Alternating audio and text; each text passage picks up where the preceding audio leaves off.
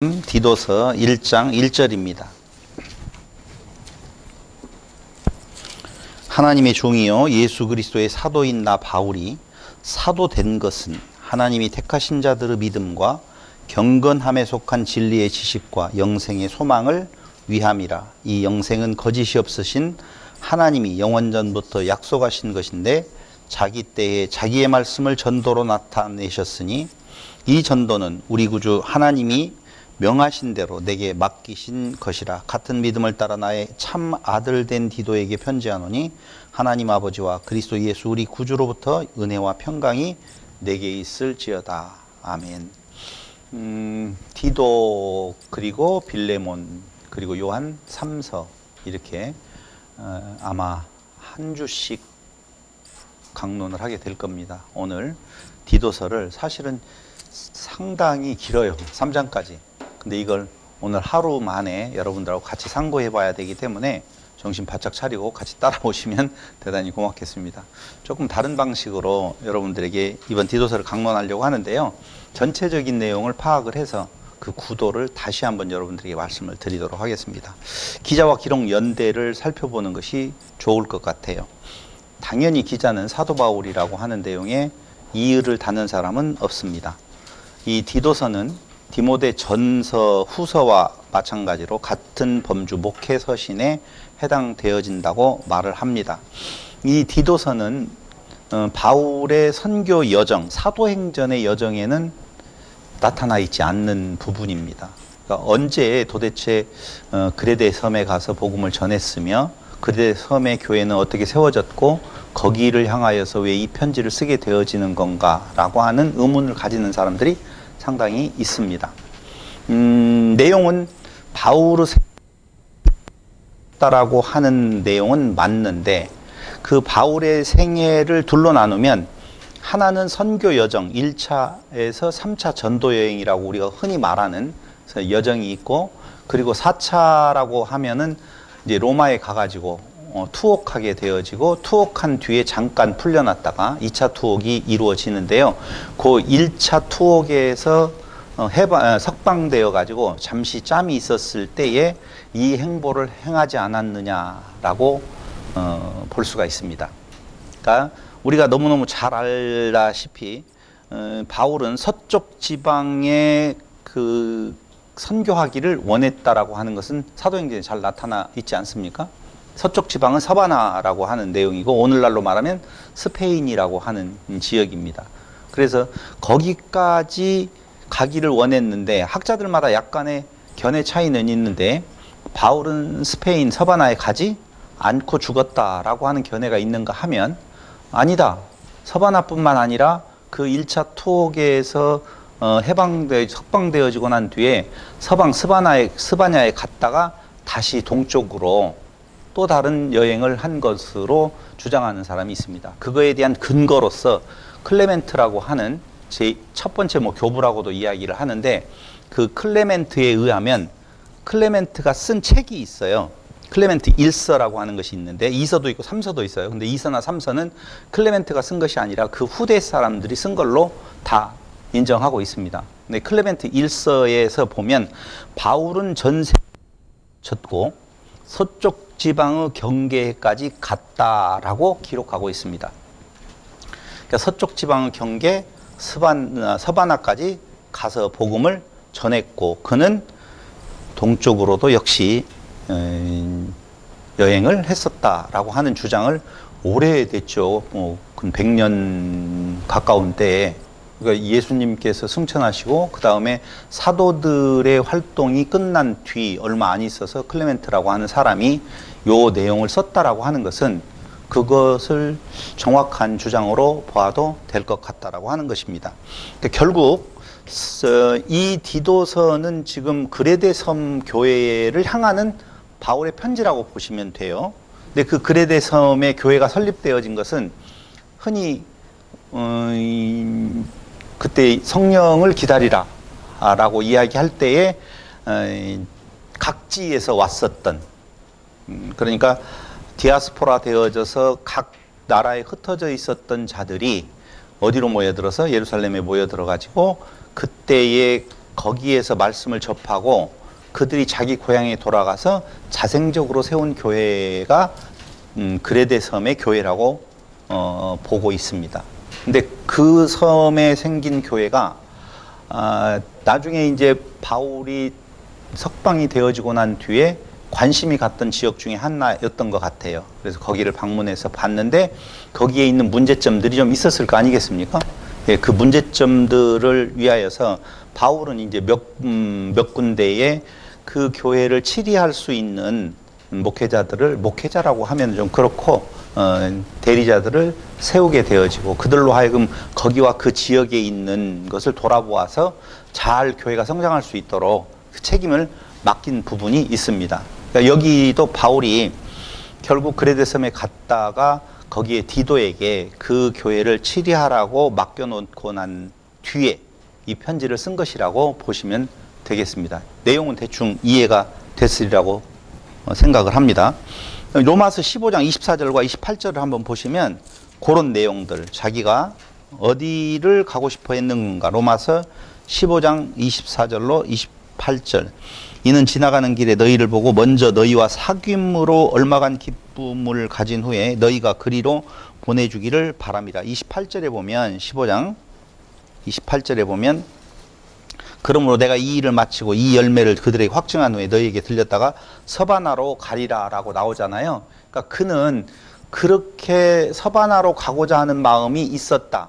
근데 못 갔다라고 말을 하는 사람이 있는가 하면 아니다. 클레멘트에 의하면 갔었다라고 하는 것과 그걸 증거로 지금 여러분들에게 말씀을 드리는 거예요. 바울은 어떻게 그 선교 여정에 들어가지 않았던 교회를 알고 편지를 쓰게 되어졌는 건가라고 하는 의문을 가지는 사람들에게 바로 투옥에서 1차로 석방되어졌을 때에 그 여정을 수행했었다라고 하는 근거로 지금 말씀을 드리고 있는 것입니다. 그러니까 2차 투옥 후 네로가 죽기 전 로마 인근의 오스티아를 당해서 죽게 되어지는데 아마 그 죽기 전에 바울이 목배임 당하기 전에 이 편지를 썼던 것이 아닌 건가라고 보고 있습니다. 시대적 배경을 한번 살펴보도록 하겠습니다. 여러분, 우리는 초대교회를 전부 다 고난의 시대만을 생각을 하잖아요. 고난의 시대, 많은 환난과 핍박이 있었다라고 생각을 합니다. 보세요. 예수님께서 승천하신 뒤에 이제 오순절 다락방에 모였는데 사람들이 하루에 몇 명씩요? 3,000명씩 돌아오는 역사가 있었어요. 그러고 난 뒤에 상당한 시간이 흘러가는 거거든요. 몇십 년 흘러갔거든요. 그럼 외적인 성장이 당연히 있었어요. 그러니까 콘스탄티누스 기독교를 공인하기 전에 그 세력은 점진적으로 키워져 가서 상당한 세력으로 형성이 되어졌다고 보시는 것이 맞습니다. 이렇게 보시면 돼요. 첫 번째 시대를 정복의 시대라 이렇게 정의 내릴 수가 있어요. 그러니까 복음이 하는 데 있어서 그 정복의 시대를 지날 때에는 당연히 싸움의 시대라고 구분을 할 수가 있다는 것입니다. 그러니까 죽음을 무릅쓴 선교가 그 정복의 시대에는 나타나는데 이제 조금 더 세력이 확장되어지고 어떤 조직 단위로 이루어졌었을 때에는 여기에서 도전을 해서 싸움을 하는 것이 아니라 수성을 해야 되는 입장이 되어진다 그 말입니다. 조직이 커지면 공격하는 부분들, 공격을 당하는 면적들이 많아질 수밖에 없어요. 그러니까 우리는 별로 공격을 당해요, 안 당해요? 안 당해요. 이름도 없고 빛도 없고 조직도 없어요. 그러니까 뭐 이은재 건드려서 좋을 일이 하나도 없어요. 전 건드려주면 좋겠어요. 왜? 그걸로 인하여서 이름이라도 좀 내면 좋지 않겠습니까? 그러는데 건들지 않아요. 근데 우리 교회가 예를 들어서 200명이 넘어가 1000명이 넘어가잖아요. 그러면은 틀림없이 공격당할 확률이 있어요. 그러니까 커져야 돼요? 작아져야 돼요?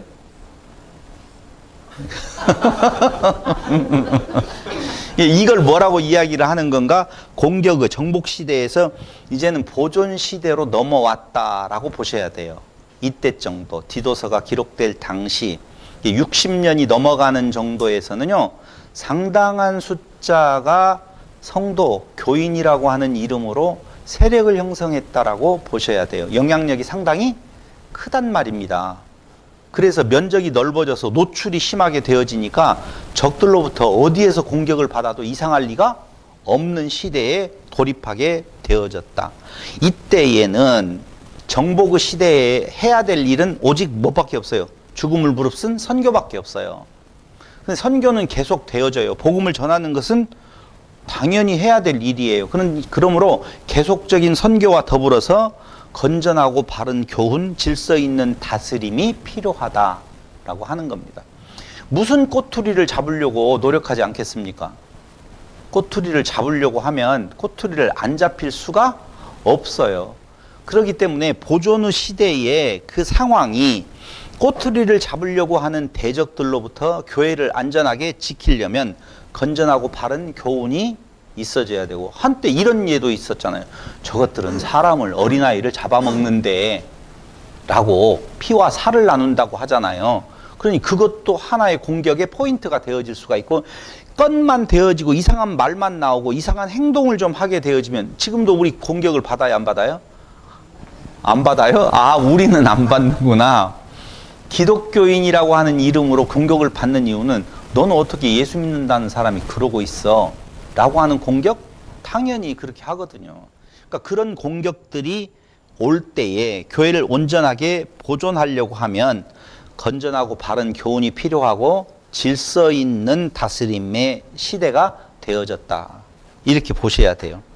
그래서 우선 사도들이 살아있었을 때는 사도들이 직접 가르쳤고 장로들을 세워서 교회가 든든히 서갈 수 있도록 만들었는데, 이제는 조직이 커졌어요. 사람들이 전부 많아졌어요. 사도라고 하는 이름으로 있는 활동하는 사람들도 이제 거의 없어진 상태예요. 그렇기 때문에 사도들에게 직접 무언가 물어볼 수도 없고, 사도들이 일일이 사도 바울이 쓴 편지를 보면은요, 어느 교회에 누구누구 이름까지도 거명하면서 그들의 안부를 묻는 일들이 서신서에 나타나잖아요. 그런데 그럴 수가 없어요. 제가 몇 명 안 되는 우리 교인들의 이름을 정확하게 다 알까요? 아는지 모르는지도 모르겠죠. 너무 많아가지고 10명 넘어가면 잘 기억이 안 되는 부분인데, 여기는 그런 정도가 아니라 하루에 3,000명씩 돌아오면 그 사람들 이름을 어떻게, 얼굴을 다 알 수가 없다는 것이죠. 그래서 목회를 잘하려고 보면 이름, 얼굴, 그 매칭을 시키고 그 생일, 결혼 기념일 이런 것들을 다 챙기면 그게 작은 교회였었을 때나 가능하지, 큰 교회들은 있을 수가 없거든요. 그래서 조직이 커지면서 책임이 필요하게 되어질 때에 모르는 지도자들과 모르는 성도들 사이에 이제는 사람이 직접 얼굴을 대면해서 가르칠 수가 없게 되어지니 당연히 뭐가 필요해요? 지침이 필요하다, 그 말입니다. 그 지침이 뭐예요? 목회서신이라고 하는 디도서라고 보시면 돼요. 그러면 목회자들만 이걸 봐야 되느냐?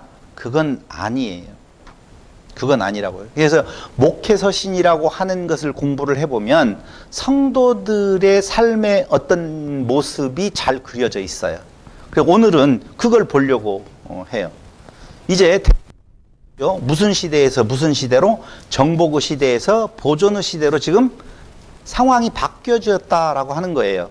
그럼 그 바뀌어진 상황에 맞는 바울의 조언은 무엇인 건가? 내용으로 한번 들어가서 보면, 먼저는 도전하는 세력들이 있다는 거죠. 디도서 1장 9절로 11절에 보니까 이렇게 나와 있어요. 1장 9절로 11절. 믿분 말씀의 가르침을 그대로 지켜야 하리니 이는 능히 바른 교훈으로 권면하고 거슬러 말하는 자들을 책망하게 하려 함이라. 그러니까 거슬러 말하는 자들이 있다는 거예요. 무슨 내용인지 궁금하지요? 거슬러 무슨 말을 한다는 거. 그런 거 생각할 거 없어요.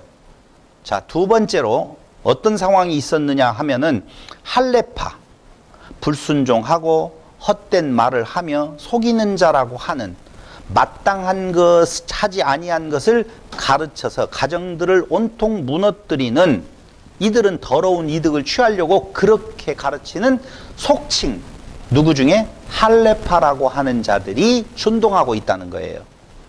이 상당히 셉니다.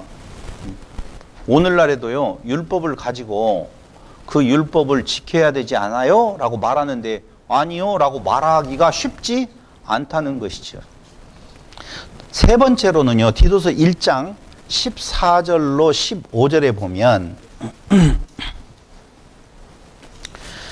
디도서 1장 14절로 15절 한번 보겠습니다. 유대인의 허탄한 이야기 나오죠. 유대인의 허탄한 이야기, 그리고 진리를 배반하는 사람들의 명령을 따르지 이야기와 그 두 번째로는 진리를 배반하는 사람들이라고 하는 것이고, 세 번째로는 하나님을 시인하나 행위로는 부인하는 가증한 자, 또 그들을 복종하지 아니한 자, 모든 선한 일을 버리는 자들이 있다라고 하는 거예요. 한번 성경 찾아보겠습니다. 사도행전 15장 1절.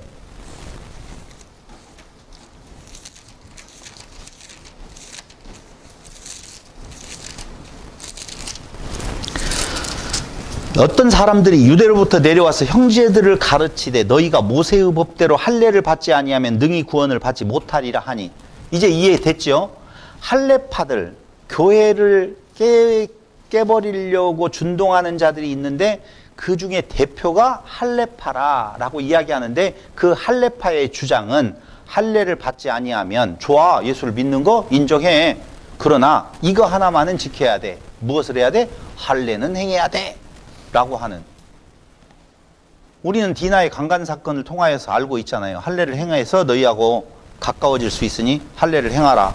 할례를 행해가지고 그때 고통 중에 있었을 그때에 가서 그들을 도륙해버리잖아요. 그러니까 이 할례라고 하는 것만을 여기에서 말하는 것은 아니에요. 사실은 오늘날도 11조만은 해야 돼.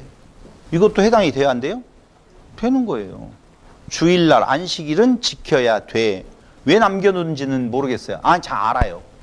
안식일을 꼭 지켜야 된다. 다른 율법은 예수께서 다 완성을 하셨지만 안식일은 지켜야 된다 라고 하는 내용이나 11조는 내야 돼 라고 하는 내용, 이 두 가지는 안 없어요. 율법에서 예수님의 완성 안에다가 안식일을 지키는 것과 11조를 내라는 것은 안 뺀다니까. 빼요. 율법을 다 완성했다라고 하는 데에서 두 가지는 빼고 나머지는 다 완성을 했는데, 요건 성도들이 해야 될 내용이라고 오늘 한국 교회가 가르치고 있다니까요. 두 가지는 왜 필요해요? 교회를 유지해야. 정확하게 말을 하면은요, 두 가지는 죄송해요, 이건 목사를 드러내는 데는 제일 좋은 거거든요. 성공해서 목회라고 이야기할 때 성공의 기준이 뭐예요? 1번 성도 수, 교회 예배당 평수, 세 번째로는요 예산 이거든요. 이번에 얼마 예산 올랐어?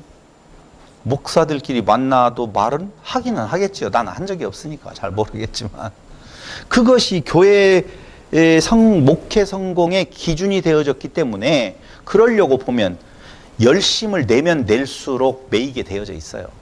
갖다 많이 바치면 바칠수록 교회를 떠날 확률이 적어요.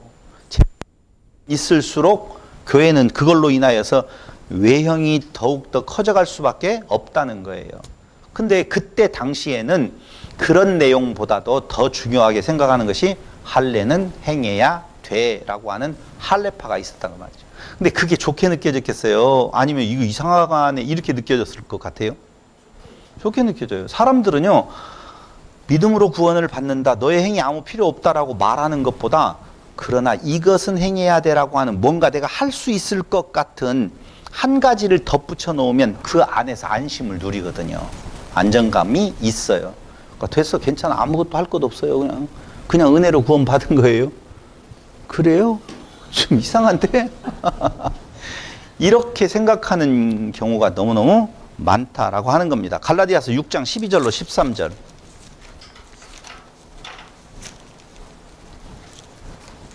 이렇게 찾아보는 것이 도움이 좀 되리라고 저는 생각을 해요. 갈라디아서 6장 12절로 13절. 무릇 육체의 모양을 내려 하는 자들이 억지로 너희에게 할례를 받게 함은 그들이 그리스도의 십자가로 말미암아 박해를 면하려 함뿐이라. 할례를 받는 그들이라도 스스로 율법은 지키지 아니하고 너희에게 할례를 받게 하려 하는 것은 그들이 너희의 육체로 자랑하려 함이라. 저도 그런 경우 좀 있었어요. 내가 몇 명 전도했는데 라고 하는데요. 그리고 저를 처음 제가 신앙생활했던 교회의 목사님도 이은재는 내 제자야, 내 아들과 같아 막 이렇게 해가지고 저를 꼼짝 못하게, 너하고 나하고는 공동 운명체야 뭐 이런 식으로 이야기를 함으로 인하여서, 박도영 집사하고 저하고는 운명 공동체 아니에요? 아니에요. 옆에 있어요. 운명 공동체는 옆에 있어요. 사람들이 생각을 할 때 그런 걸로 묶어놔요. 자꾸 나는 할례를 몇 명 시켰어. 군대에서요, 내가 몇 명 세례 주었다는 것은 무용담이었었어요. 그러니까 군종 목사들이 어디에요? 난 군대에 있었을 때 내가 몇백 명을 한꺼번에 세례를 줬잖아. 뭐 이런 것들 무용담이거든요. 전부 다 자기를 드러내려 하는 모습의 일종이에요. 베드로후서 1장 6절을 한번 보시기 바랍니다. 이게 공교, 교묘히 만든 이야기라고 하는 내용. 베드로후서 1장 16절.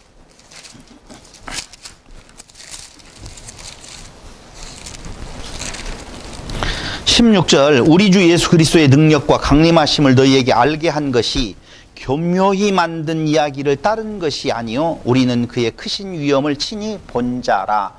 그러니까 복음에 대한 내용은 교묘히 만든 것이 아니라고 보면, 그 반대편에서 교묘히 뒤에만 살짝 바꿔서 거기에 해당될지 안 될지는 모르겠지만 예수님은 잘생겼다고 생각을 해요? 못생겼다고 생각을 하세요? 그렇게 저렇게 자신 있게 말할 수 있는 사람이 보통 사람이 아니에요. 보통 성도들은 예수님 잘생겨서 못생겨서 이게 어렵거든요. 근데도 저렇게 당당하게 말하는 걸 보면 저주 안 받을 줄 아니까 그래요. 못생겼어요. 이만희는 못생겼어요? 잘생겼어요? 못생겼어요. 근데 어떻게 그걸 이코로 시킨다? 묘해요. 예수님도 못생겼지 않느냐. 예수님 동양식으로 그린 그림하고 이만희 그림하고 거의 비슷해요. 그래가지고 그걸 뭐라고 말해요? 교묘히 공교히 만든 이야기라 이렇게 말할 수가 있다고요. 근데 바울이 전한 복음은, 베드로가 전한 복음은 그런 거 아니다라고 하는 것을 이야기를 하고 있는 것처럼, 지금 그렇게 아주 교묘히 만든 이야기로, 그것이 유대인의 무슨 이야기라고요? 허탄한 이야기다라고 하는 것이죠. 두 번째로는요, 진리를 배반하는 사람들이 있다는 거고, 하나님을 시인하나 행위로는 부인하는 가증한 자. 이걸 잘못 들으면 안 돼요, 여러분.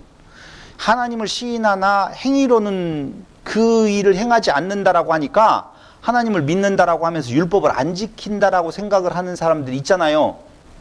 아니에요. 그 본래의 의미대로 행하지 아니한다라고 하는 의미지, 겉은 행하고 속의 진짜 의미는 모르는 자들을 말하는 것이지, 난 예수님을 믿어 하나님을 알아요. 그런데 나는 못된 짓거리를 해요. 이런 개념이 아니라고요.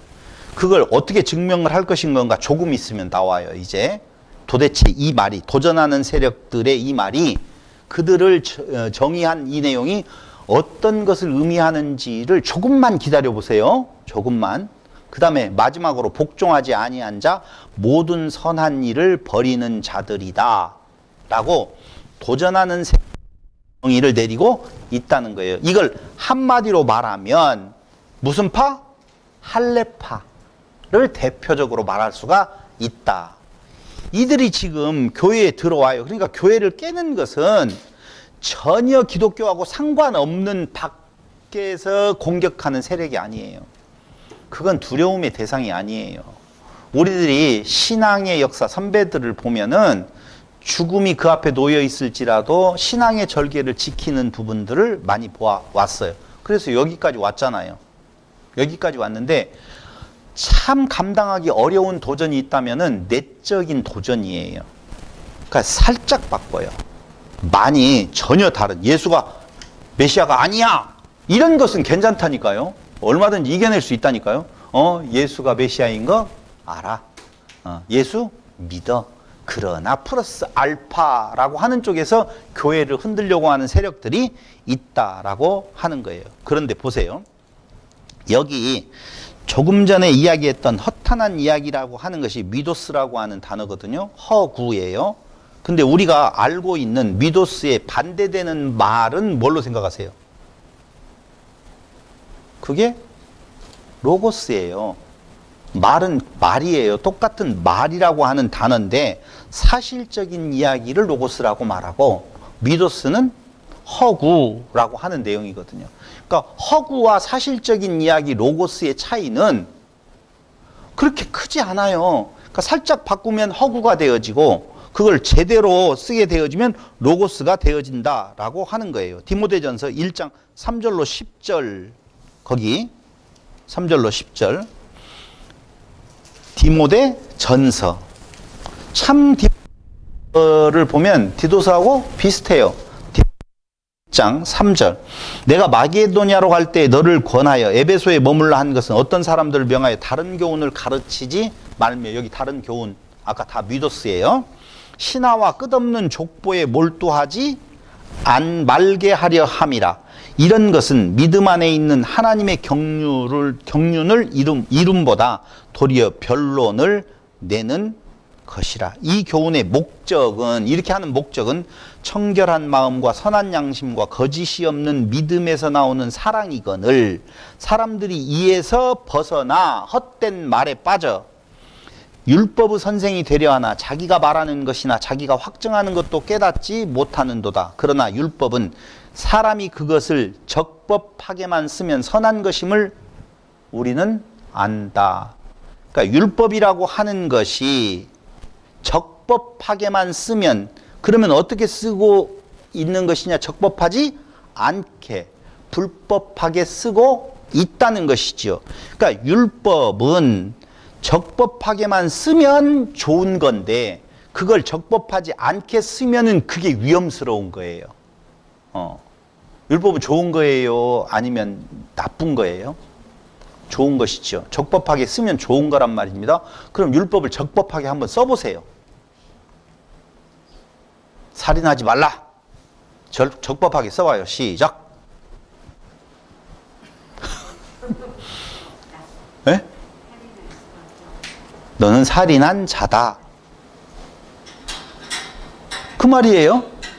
그럼 살인한 자라고 내가 이미 정의 내려지면 해야 될 일은 살인하지 않으려고 노력하는 것이 아니라는 거예요. 간음하지 말라. 너는 간음한 자다. 그런데 그걸 적법하지 않게 쓰면 간음하면 안 돼. 이렇게 말을 하면 저한테 그런다. 그럼 간음해도 돼요? 그렇게 좀 안 물어봤으면 좋겠는데 물어본 자가 있다라고 보면 이야기라. 여러분 간음이라고 하는 내용을 우리의 생각대로의 간음만을 생각해서는 아니 되어져요.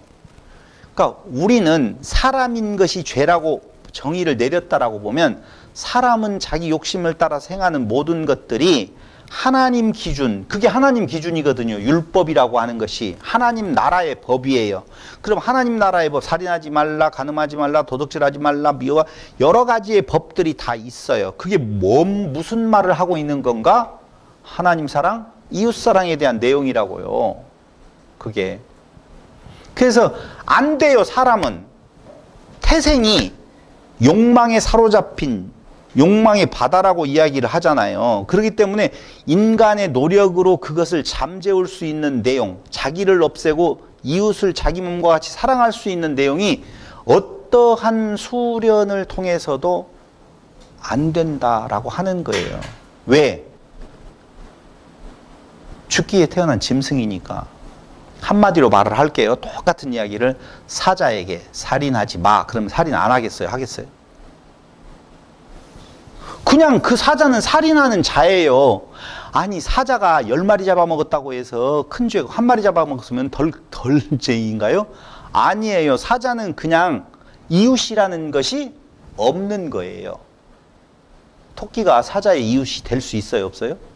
없어요. 힘 있는 자가 힘 없는 자의 이웃이 될 수가 없는 것이 동물의 왕국이라고 보면 죽기에 태어난 사람도 역시 이웃을 내 몸같이 사랑할 수 있는 내용이 절대 없는 거예요. 그걸 알아라 라고 하는 것이 적법하게 쓰여진 거거든요. 그럼 어떻게 되는 거예요? 생명이 바뀌어야만이 돼요. 하나님의 생명으로 바뀌어지지 아니하면, 생명의 전환이 없으면 절대적으로 그 상태, 아무리 노력을 하고 수련을 하고 수행을 한다 할지라도, 그래서 제가 누누이 이야기하지만 삼보 1배? 그렇죠? 3번 걸어가서 그 다음에 오체 투지?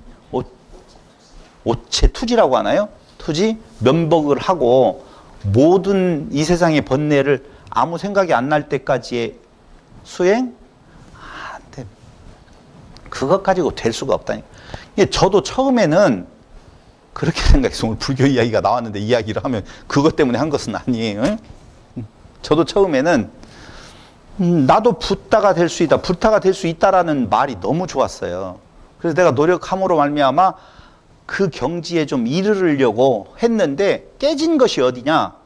영화관에 가서 전쟁 영화를 보면 바로 깨져요. 죽음에 대한 공포가 바로 몰려오는 거예요. 아무리 그래 모든 사람이 다 죽는데 나만 죽냐? 라고 하는 것이 저의 첫 번째 해답이었었어요. 두 번째로는 그걸 108가지의 번뇌에 내가 왜 사로잡혀 있느냐, 그걸 벗어날 수 있는 수련을 좀 해보자라고 해서 절에 들어가서 공부도 좀 해보고 그랬었거든요. 그때는 좀 뭐가 되는 것 같아요. 꼭 기도원에 가서 잠깐 집회하는 동안에는 신선이 된 것 같잖아요. 근데 내려오면서 벌써 다 깨지잖아요. 그런 것처럼 유지 안 되더라고요. 잠깐 되는 것 같은 착각을 가지고 있었을 뿐이에요. 그게 사람의 모습이거든요. 그 모습을. 근데 적법하게 가르치지 아니한 자들은 그걸 그렇게 행해야 된다고 말하는 거예요. 할례는요, 너를 직시해 보아라 라고 하는 내용을 이야기를 하는 거거든요. 근데 그 할례를 받아서 내가 그 할례를 시행함으로 나는 할례자야 라고 하는 자기 자랑으로 삼아버리는 이런 자들이 율법을 적법하게 쓰지 아니하는 자들이라고 말하고 있어요. 디모데전서 4장 1절로 3절 보세요.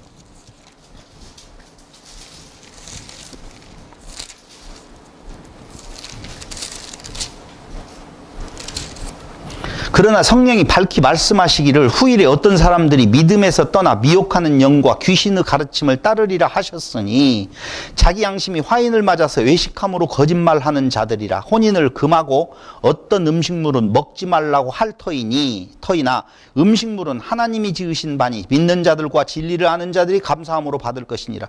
하나님께서 지으신 모든 것이 선함에 감사함으로 받으면 버릴 것이 없나니 라고 나오잖아요.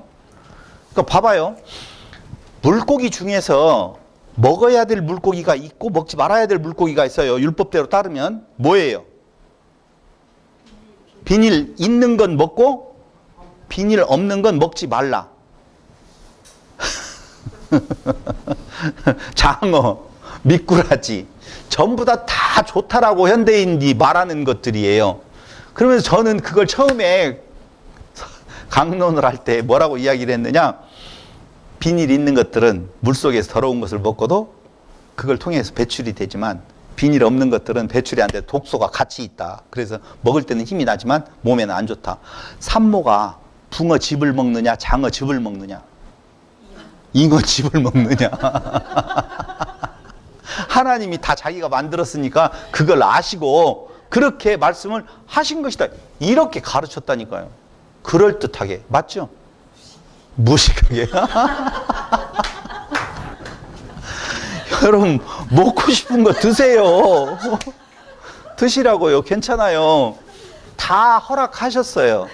입으로 들어가는 것이 더러운 것이 아니라 우리의 입에서 나오는 것이 더러운 것이거든요. 사실은 독한 것은 거기에 있지 들어가는 것이 문제가 아닌데, 그런데 그렇게 말하면 그럴듯하다.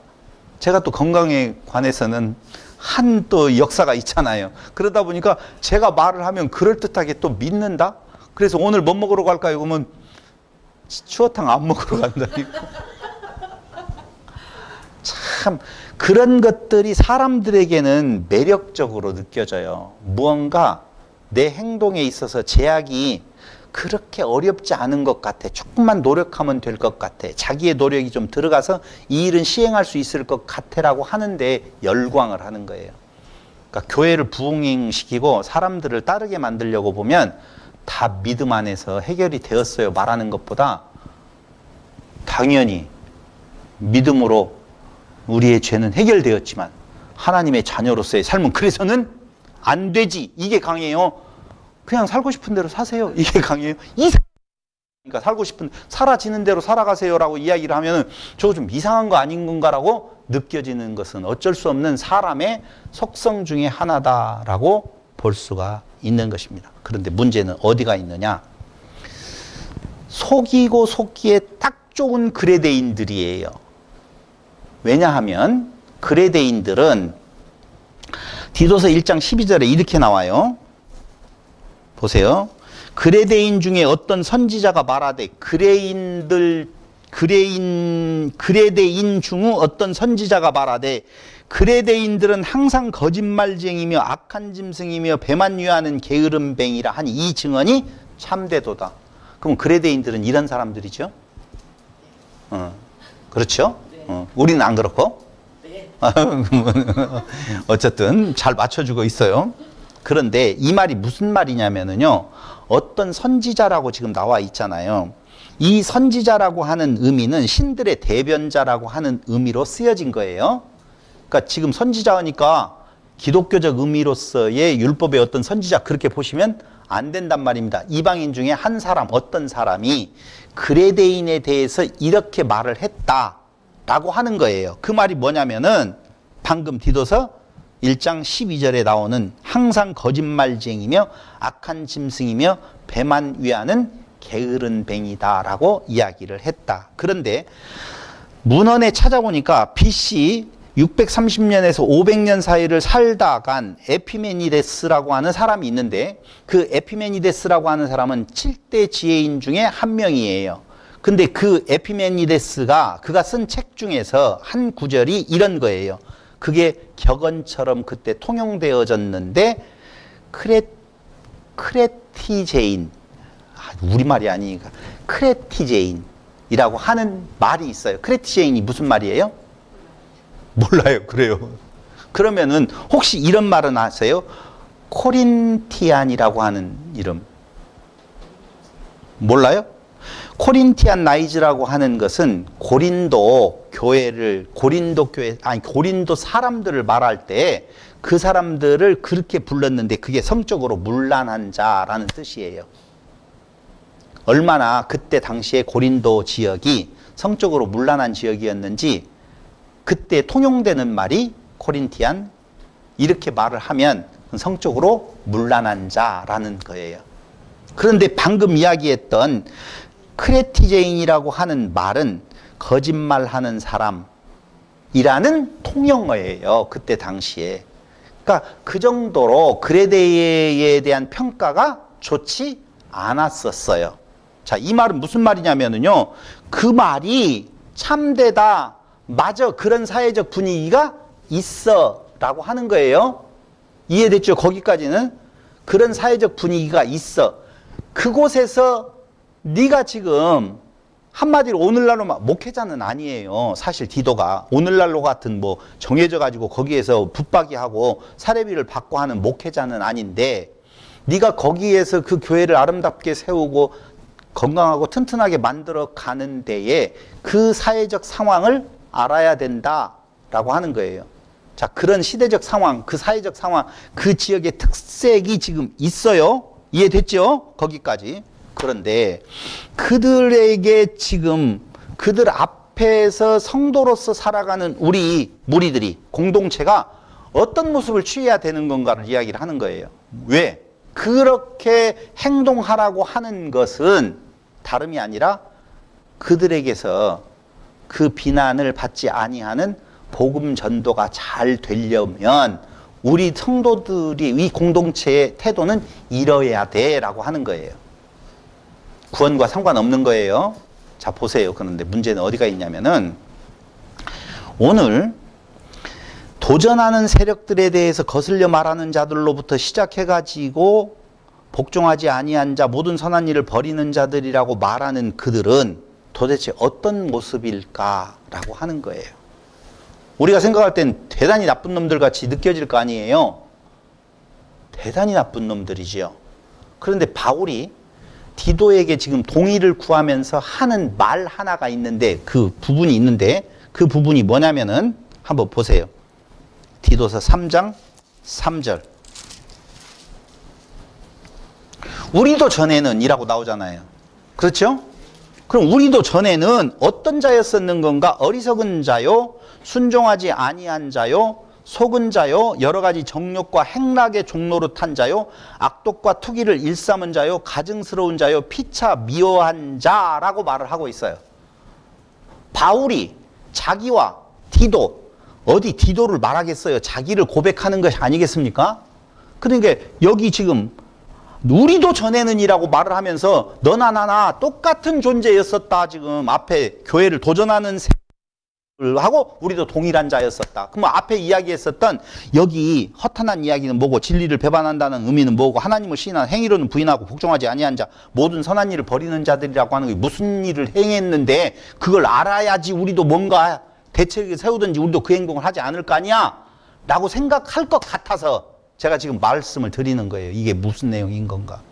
그런데 그들을 통칭해서 할레파라고 하는 단어 하나를 거기에다 딱 좀 강조점을 두었거든요.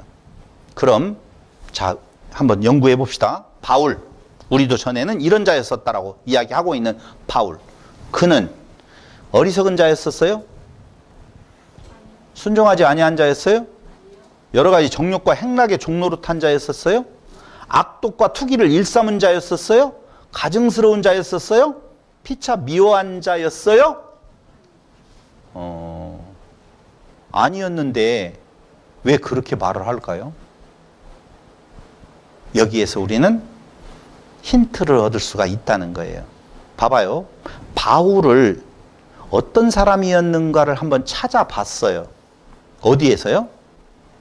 성경에서.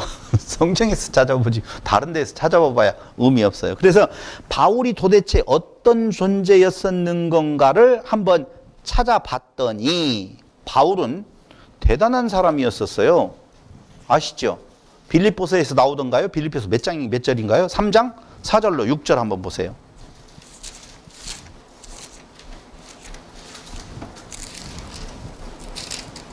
3장 4절로 6절에 보니, 그러나 나도 육체를 신뢰할 만하며 만일 누구든지 다른 이가 육체를 신뢰할 것이 있는 줄로 생각하면 나는 더욱 그러하리니 나는 8일 만에 할례를 받고 이스라엘 족속이요 베냐민 지파요 히브리인 중에 히브리인이요 율법으로는 바리새인이요. 율법으로는 조회를 받게 하고 율법으로는 흠이 없는 자라라고 이야기를 하고 있잖아요. 율법으로는 흠이 없는 자라고 이야기를 본인 스스로가 말할 정도로 방금 이야기했던 우리도 전에는 이라고 하는 내용으로 보면은요 전혀 맞지 않는 모습이에요. 그런데 왜 그렇게 표현을 하고 있을까요? 그도 역시 교회를 핍박했다라고 보면 지금 디도에게 보내는 이 그레데 교회에 대한 내용으로 보면 당연히 그 그레데 교회를 공격하고 있는 도전하는 그 세력들하고 바울이 개종 전하고는 같은 의미라고요. 지금 같은 의미라고. 그런데 잘 보세요. 오늘 예수님께서 이야기하기를 자기가 바리새인 중에 바리새인이라고 하는데 바리새인을 향하여서 예수는 뭐라고 이야기를 하셨냐? 독사의 자식이라고 이야기를 하고 있다니까요. 독사의 자식. 그럼 자기는 바리새인이요 율법으로는 흠이 없는 자라고 말하는데 예수님은 그 바리새인들을 향하여서 독사의 자식이라고 이야기를 하고 있어요. 그게 정답이라고요, 지금. 그럼 한번 물어보세요. 도전하는 세력들이 말하는 내용들은 뭐예요? 율법을 지켜야 된다. 믿음으로 구원은 얻지만 이 율법은 그래도 너희들이 행해야 돼 라고 이야기하면서 할례도 이야기를 하고 다른 어떤 조항들을 가지고 그들의 영혼을 올가매고 있다는 거예요. 그게 교회를 깨는 거라니까요. 보세요. 완전한 예수의 은혜가 아닌 것을, 예수의 은혜인 것을 부정하면 예수에게서 점진적으로 멀어지게 되어 있어요. 예수 플러스 알파를 이야기를 하면은 예수에게 마음이 가는 것이 아니라 그 알파에게 간다고요. 왜냐하면 예수를 믿는다라고 하는 것은 뭐가 형체가 없거든요. 사람이 형체가 없는 것을 붙드는 것만큼 어려운 것이 어디가 있어요? 그런데 형체가 있는 것을 제시를 하면은요, 그것에다가 힘주고 싶은 것은 너무너무나 당연한 사람의 마음인 것을 우리는 잘 알고 있어요. 근데 한번 보시자고요. 어디에서 보냐면은요, 누가복음 18장 10절.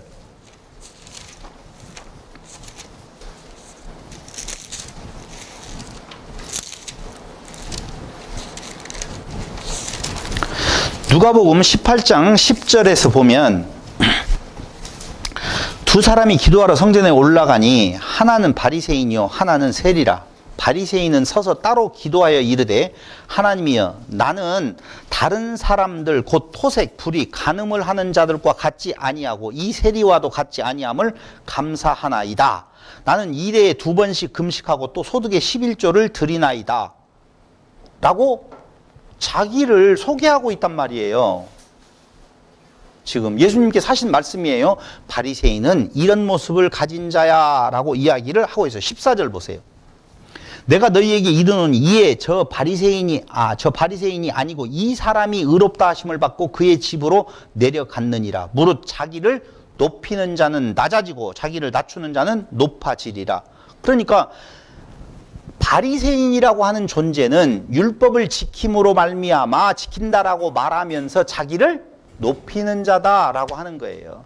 그러니까 율법을 강조하는 것은 너 있어 그 말이거든요. 너 있어. 그게 우리는 좋지 않아요? 나의 존재가 인정받는 것만큼 좋은 것이 어디가 있어요? 저도 복음을 잘 몰랐었을 때에는요, 교회에다 무엇을 하는 것이 나의 은 줄 알았다고요. 내가 지금까지 신앙생활을 벌써 몇십 년 동안 했는데 그 중에서 제일 기억에 사라지지 아니하는 것은 김먼래 집사님이 교회에다가 피아노를 연보를 했거든요. 근데 그분은 다른 일도 열심히 하시지만 교회에 오면 꼭 피아노를 닦고 누군가가 피아노를 함부로 어린아이들이 띵동거리고 치면은 성물을 함부로 만진다고 얼마나 뭐라고 나무라는지 몰라요. 그걸 무슨 물이래요? 성물, 거룩한 물질이래요. 라고.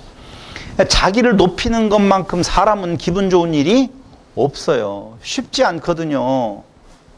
안 알아주면은요, 쉽지 않아요. 그래서 예전에 다녔던 교회 이게 보면은요, 부엌 봉사를 하잖아요. 주일날. 봉사를 하는데 다른 사람 다 예배 드리고 있는데 그 예배 드리는 사람 밥 먹이려고. 그래서 그분은 왜 교회에 오는지는 잘 모르겠어요. 중요한 것은. 열심히 봉사하고 있는데 누군가에 의해서 한마디를 들으면 정말 기분 나쁜 상황이 되어지는 걸 알 수가 있어요. 지금 그걸 이야기를 하고 있는 거예요. 누가복음 18장 20절 한번 보세요. 네가 계명을 안 하니 간음하지 말라, 도둑질하지 말라, 거짓 증언하지 말라, 내 부모를 공경하라 하였느니라. 여짜오되 이것은 내가 어려서부터 다 지키었나이다. 예수께서 이 말을 들으시고 이르시되 라고 이야기를 하잖아요. 그러면서 20절 그렇죠. 18절로 20절 그렇죠. 근데 24절을 보세요. 예수께서 그를 보시고 이르시되 재물이 있는 자는 하나님의 나라에 들어가기가 얼마나 어려운지 낙타가 바늘귀로 들어가는 것이 부자가 하나님의 나라에 들어가는 것보다 쉬우니라. 재물이 있는 자, 그들을 뭐라고 말하느냐? 부자라고 말하고 그 부자는 천국에 들어가기가 불가능하다라고 말하잖아요. 근데 이게 다 뭐예요? 자기의 의를 드러내 자랑하는 자라고 말하고 있다는 거예요. 자, 다시 한번 이야기를 할게요. 지금 그레데의 분위기는 맞아. 무엇? 그들이 거짓말하는 자라고 하는 평가를 받는데 맞아. 그 분위기가 있어. 그러기 때문에 엄히 꾸짖어야 된다라고 지금 이야기를 하고 있단 말입니다. 엄히 꾸짖어야 돼요. 알겠어요? 엄히 꾸짖어야 돼요. 그런데 보세요. 이제 응전이에요. 도전을 받았으면 거기에 대해서 방어를 해야 될 거 아니에요. 디도서 2장 1절 보세요. 어떻게 방어하라고 하고 있는 건지. 디도서 2장 1절.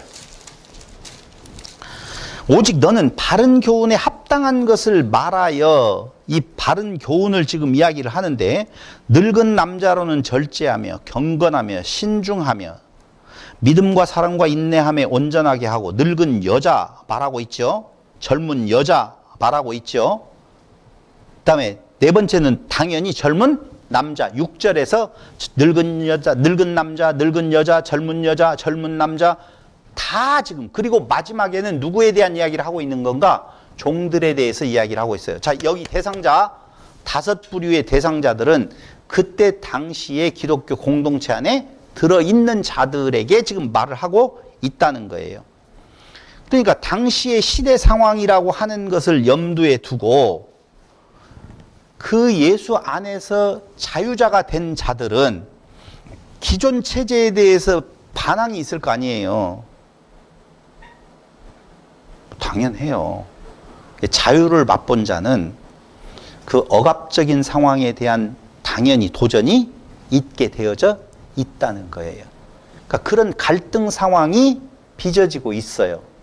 그 갈등 상황에 이렇게 행해야 된다라고 하는 내용이 거기 지금 2장 1절로부터 쫙 나와 있는 거예요. 그럼 늙은 남자, 늙은 여자, 젊은 남자. 어떤 분들은 늙은 남자를 뭘로 보고? 집사, 안수 집사 이렇게 해석하는 경우도 있었어요. 늙은 여자는요, 권사. 젊은 여자, 집사, 서리 집사. 젊은 남자, 서리 집사 남자. 이렇게 지금 다 이야기를 하면서 그들을 세울 때에는 이런 모습이 있는 자를 세우라고 이야기를 한 것이라고 그렇게 해석하는 경우가 있는데, 그거 아니고 지금 그러한 상황에, 그레데게 지역의 그런 상황에 성도로서 공동체가 보여야 될 바른 본의 모습은 이런 모습이어야 돼 라고 하는 것이 지금 늙은 남자, 늙은 여자, 젊은 남자, 종들에게 요구되어지는 내용이에요. 자, 이걸 다시 한번 이야기를 할게요. 이것은 조항으로서, 법으로서 정해진 거예요? 권면이에요? 권면이에요. 무엇을 위한 권면인 건가? 복음 증거와 교회를 지키기 위한 권면이라 그 말입니다. 저것들 예수 믿는다라고 하면서 순전히 뒤에 여러분들이 말을 붙이셔요. 난 잘 모르겠어요. 난 잘 모르겠어요. 야, 저 예수 믿는다는 것들이 더해 라고 이야기하면서 그 욕심 많은 기독교인들을 비판하는 일들이 지금도 있잖아요. 그럼 교회는요, 사회적인 내용의 입장에서 보았었을 때 그 사회를, 복음을 모르고 살아가는 자들보다도 더 바른 생활을 해야 돼요? 상관없어요? 이게 이제 어려운 거예요. 이게. 그 경계선에 대한 내용이 굉장히 어려운 거예요. 여러분, 우리의 삶의 모습은 첫 번째, 성도와 성도 안에서 약한 성도를 위한 건덕을 세우기 위하여서 내게 그런 권한이 있는데도 다 쓰지 아니함이라고 이야기를 했잖아요. 그럼 더 약한 자가 교회 밖에 있는 거예요. 그렇지 않겠어요? 그러니까 교회 밖에 있는 자들에게 그게 율법으로서의 의미는 아니지만, 구속력을 가지고 있는 것은 아니지만 적어도 복음을 전하는 데 있어서 뭐예요? 이런 태도에 대한 내용의 필요성을 이야기를 하고 있는 거예요. 자, 우리는 주일날마다 풀빵을 사옵니다. 무엇 때문에 풀빵을 사와요? 먹으려고 사오요? 살쪄요.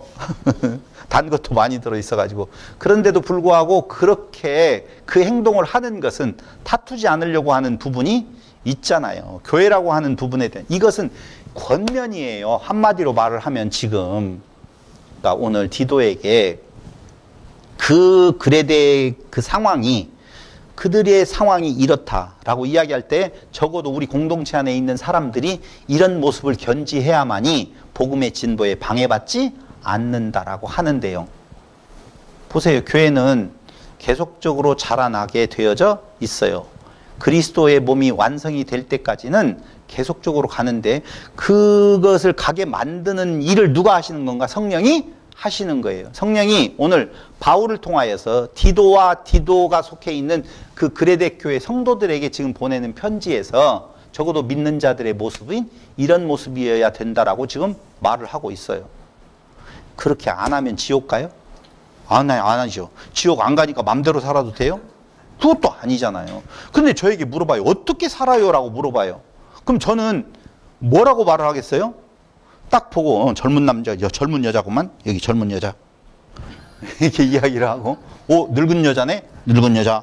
여기 보면 본인들이 알 거 아니에요. 봐봐요. 너는 이와 같이 젊은 남자들을 신중하도록 권면하되 범사에 네 자신이 선한 일에 본을 보이며 교훈에 부패하지 아니함과 단정함과.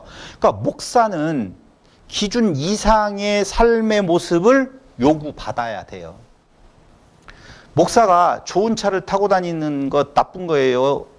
안 좋은 거예요? 상관없죠.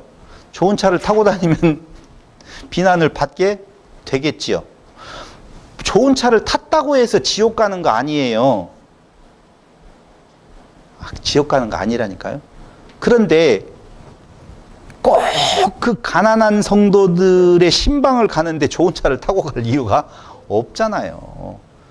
아니 누군가에게 만나러 갔었을 때 자기를 드러내려고 하는 차는 이동의 수단이거든요. 그렇죠? 사업하는 자들이 사업을 위하여서 자기 폼을 드러내는 거 이해해요.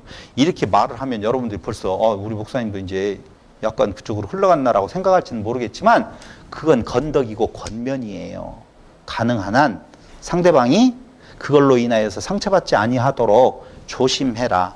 왜냐하면 그때 당시에 그 상황은 이런 상황에 있었다. 좋지 않는 평가를 받는 그들인데 그들을 향하여서 계속 너의 행동에 변화 없이 너도 똑같이 지적질을 하게 되어지면 그들은 뭐라고 말을 한다고요? 다 같이 여기 2장 5절 신중하며 순전하며 집안일을 하며 선하며 자기 남편에게 복종하게 하라. 이는 하나님의 말씀이 비방을 받지 않게 하려 함이라. 비방을 받지 않게 하려 함이라. 이 비방이 뭐냐면요. 너나 잘하세요. 그 말이에요. 너나 잘하세요. 오늘 말이 좀 어렵네요. 왜냐하면 행위를 강조하는 것 같이 비춰질까 봐 그래요. 저는 율법적인 행위를 강조하는 것이 아니라 성도라면 그 은혜에 감격이 있는 자라고 보면 삶의 현장 모습이 달라지는 건 너무 당연한 거예요. 가치관이 바뀌었는데 어떻게 행동이 달라지지 않을 수 있어요. 그러니까 가치관이 바뀌기 전에 죽기에 태어난 짐승으로서의 삶은 나를 위한 거예요. 같은 행위를 하더라도. 근데 바뀌어진 삶은 그리스도가 우리에게 본을 보여준 것처럼 너를 살리는 것이거든요.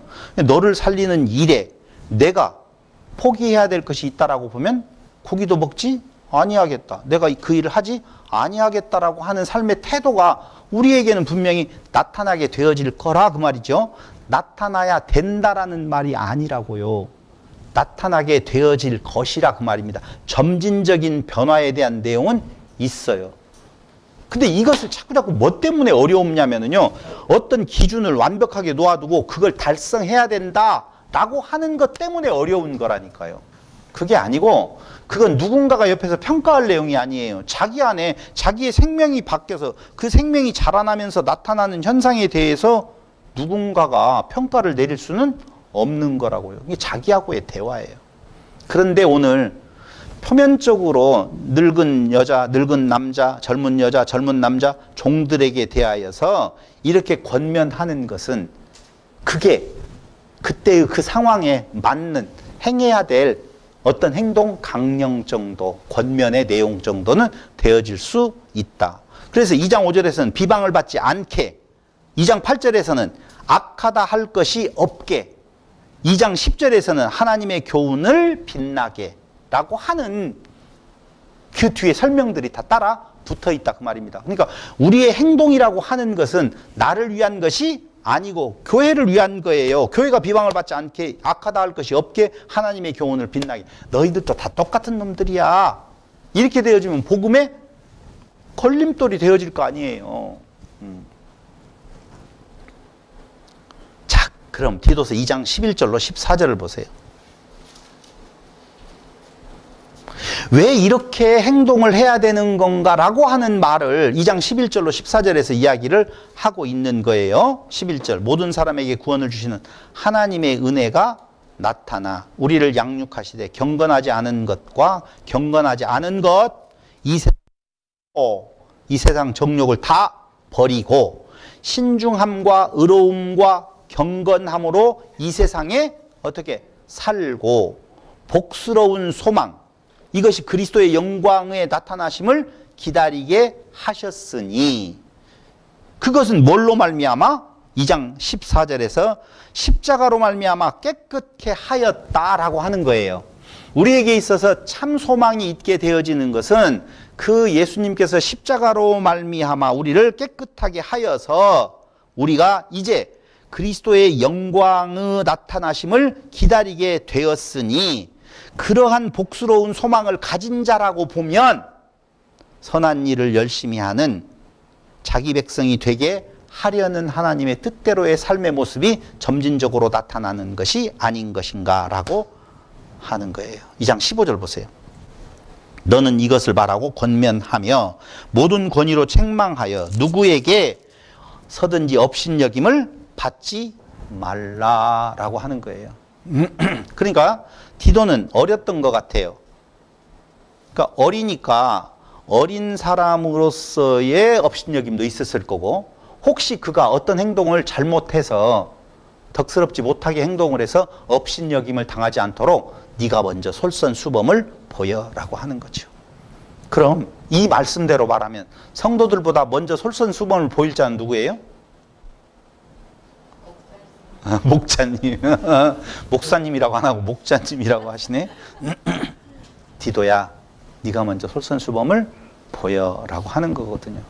저도 죄송해요. 나이가 먹어서 이 말을 하는 것은 정말 죄송한데 앞에서 인도하는 자들, 앞장서서 일을 하는 자들은 조금은 더 겸손하고 더 절제하고 더 좀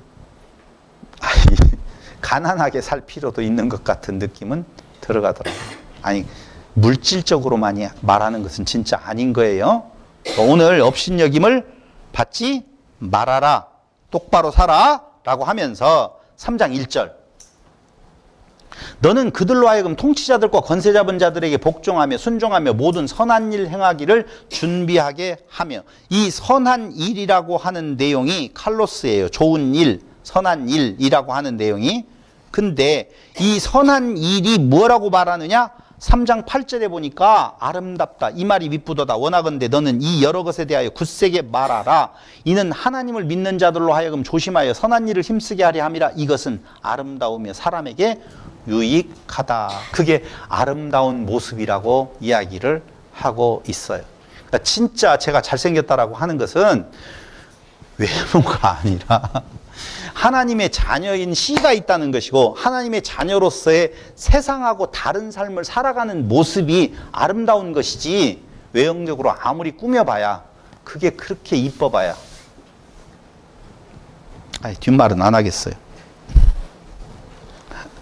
무슨 말이 떠올랐는데 그렇게 되어지면 이쁜 사람들을 욕하는 것 같아가지고 아니 되겠어요. 외적인 아름다움이 아니라 그 내적 아름다움을 이야기를 해주고 있는 거예요.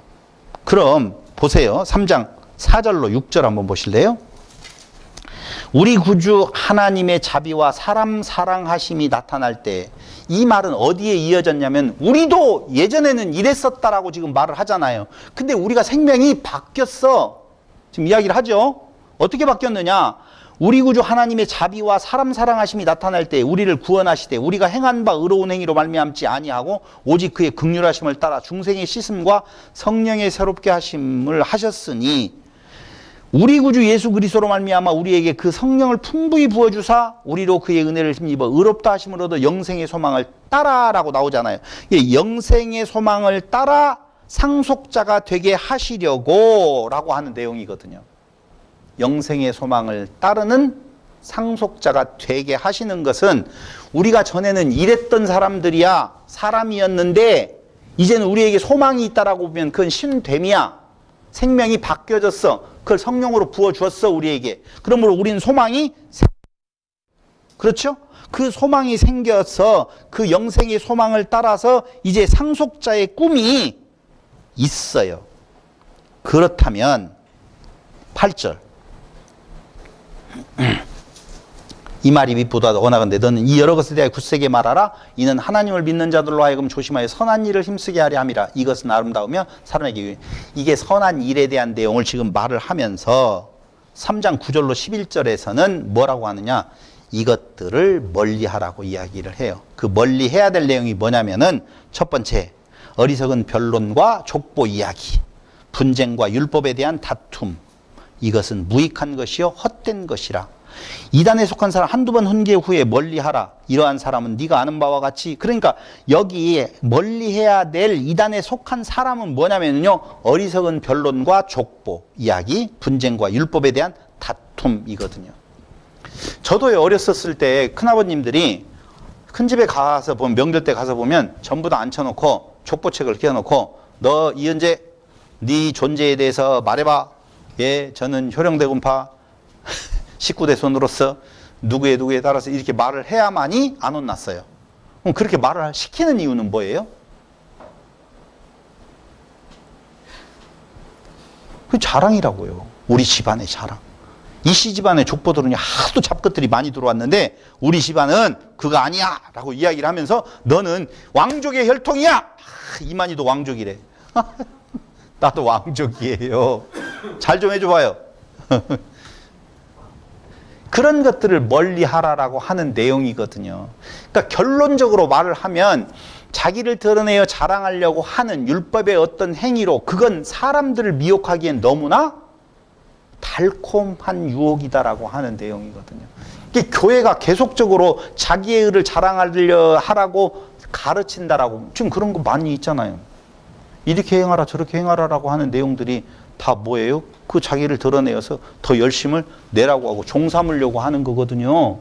결론적으로 말을 하면. 그런데 오늘 디도에게 말하고 있는 내용은 그레데 교회의 상황이 지금 이러하니 그들 앞에서 너희의 모습을 그 잘이라고 하는 내용이 선한 뭐라고 말했어요? 일이라고 말을 하고 있거든요. 그러니까 자기를 높여서 자기를 드러내어 적대시하는 존재가 아니라 오히려 자기를 낮추는, 우리가 소망이 있게 되어짐은 원래 우리도 그들과 똑같았었는데 무엇 때문에 우리에게 소망이 생기는 건가? 그리스도의 십자가의 죽으심의 은혜로 말미암아 되어졌다라고 하는 거예요. 그러니까 교회의 성장이라고 하는 것은요, 다른 데 있는 것이 아니에요.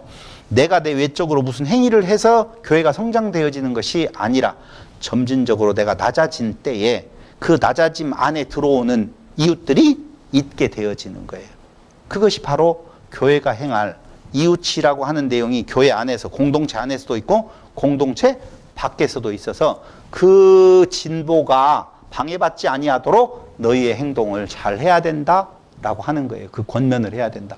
그럼 저도 이제 고민이 생겼어요. 오늘 수원 평안교회 성도들에게 어떻게 살으라고 하는 내용을 뭐라고 권면을 해야 되지? 라고 하는 거예요. 아, 이거 퀘스천 마크로 남겨둬야 되나? 이거 오늘 다 나왔잖아요. 사실은 나왔는데도 그걸 외면하고 싶은 거예요. 오늘 늙은 여자예요? 젊은 여자예요? 본인 나이에 해당되어지는 부분들을 잘 살펴보아서 우리는 지금 그레데교의 현 상황은 아니지만 거의 대부분이 다 같아요. 그러니까 교회가 교회를 드러낼 것인 건가? 아니면 그리스도를 드러낼 것인 건가? 라고 하는 쪽에서 그리스도는 자기를 낮추는 모습을 보여주어서 우리에게 참 소망을 주신 것처럼 오늘 그들을 향하여서 정죄하거나 어떤 틀을 만들어 놓고 그 틀을 통하여서 그들의 영혼을 구속시킨다? 그렇죠. 그 구속이 그런 구속은 아닌데 구속시키려고 하는 시도를 벗어나야 될 필요가 있다는 것입니다. 그래서 오늘 디도서는요, 목회서신이라고 지금 이야기를 하고 있잖아요. 목회서신이라고 하는 건 목회자가 그걸 잘 받아서 어떻게 너는 목회를 시행하라라고 하는 말로만 보면 안 된다는 거예요. 사실은 이것은 뭐라고 제목을 바꾸면 좋으냐면요, 그레데 교회에 보내는 편지 뭐 이렇게 해도 좋을 것 같아요. 디도나 뭐 개인적인 어떤 사람에게 보내는 어떤 편지라고 보기에는 좀 어려움이 있다라고 생각을 합니다.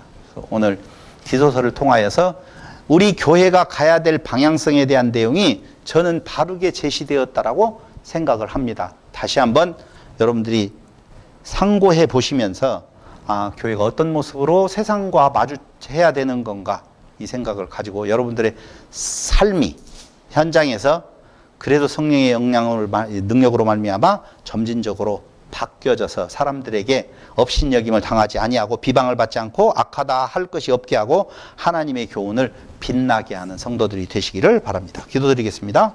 고마우신 아버지 하나님, 은혜와 사랑을 진실로 진실로 감사드립니다. 선한 일, 사람을 살리는 일, 자기를 낮추고 이웃을 드러내는 일, 이 교훈을 오늘 수원평안교회와 그리고 말씀 안에 사는 자들이 마음에 담아서 오늘 우리가 이 땅 살아나가면서 결국 자기를 드러내고 자기를 자랑하는 일에서 벗어나서 이웃을 살리는 일에 쓰임받는 성도들이 되게 하여 주시기를 예수님의 이름으로 기도드립니다. 아멘.